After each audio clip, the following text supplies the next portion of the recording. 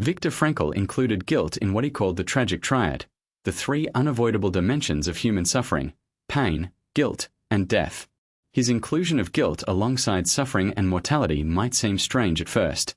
Guilt, after all, is something we do to ourselves, or so the conventional wisdom holds. But Frankl's insight was more radical than that. Genuine guilt is not something we do to ourselves. It is something life does to us, a signal from the deepest level of the human person that a value has been violated, that something authentic has been betrayed. Frankl was carefully precise about the distinction between two fundamentally different kinds of guilt. The first is neurotic guilt, a diffuse, often unconscious sense of unworthiness that bears no clear relation to any specific act or omission. This is the guilt of the person who feels guilty simply for existing, for taking up space, for failing to be perfect in ways they cannot specify. Neurotic guilt is self-destructive and therapeutically important, but it is not what Frankl considered the deepest or most interesting form.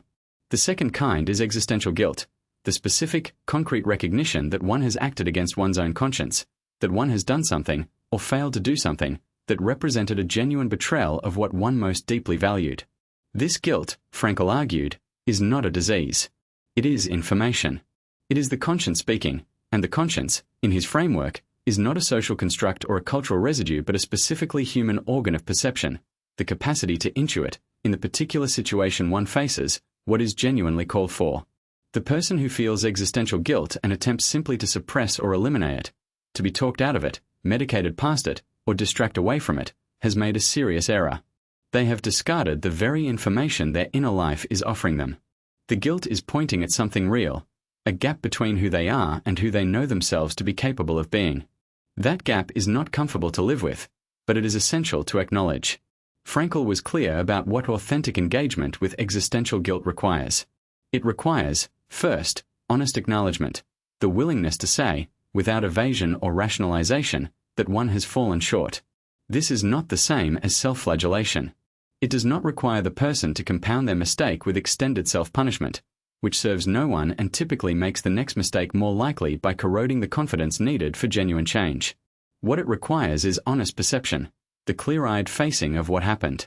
The second requirement is the decision to change. This, Frankl insisted, was the meaningful dimension of guilt, not the feeling itself, which is backward-looking and static, but the commitment it makes possible, the orientation toward a different future in which the same betrayal does not recur. Guilt, transformed by this decision, becomes a form of integrity, the evidence that the person's conscience is intact, that their values are real, and that they are capable of being genuinely changed by the recognition of their own failures.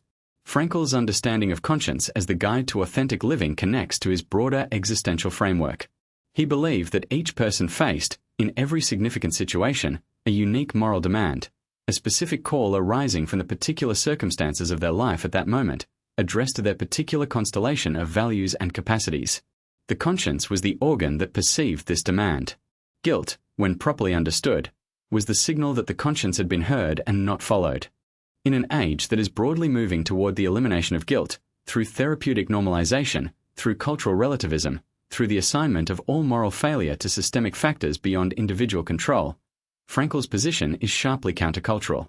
He did not believe that individuals were not shaped by history, circumstance, or psychology. He believed all of these things, with a clinician's sophistication. But he also believed that none of them eliminated the domain of personal responsibility, the zone in which the person's choices genuinely expressed or genuinely betrayed what was most important in them. And in that zone, guilt had a legitimate and important role to play. The goal is not a guilt-free life.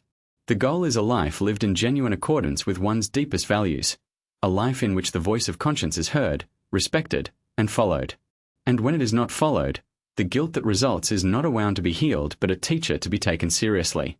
Frankl's understanding of conscience as a guide to authentic living is ultimately an invitation to take the moral life seriously, not as a set of rules imposed from outside, but as a live engagement with the genuine demands of one specific situation. The person who lives this way will not be free from guilt. They will be free from the neurotic guilt that comes from indefinite self-punishment and free from the moral numbness that comes from never listening to conscience in the first place. What remains is the clean, informative guilt of a person who is genuinely trying to live well and sometimes falls short, and who, in falling short, discovers precisely the information needed to try better. That is not a burden. That is the living texture of a genuinely moral life. Subscribe to The Psychology of Viktor Frankl to explore more of his timeless ideas.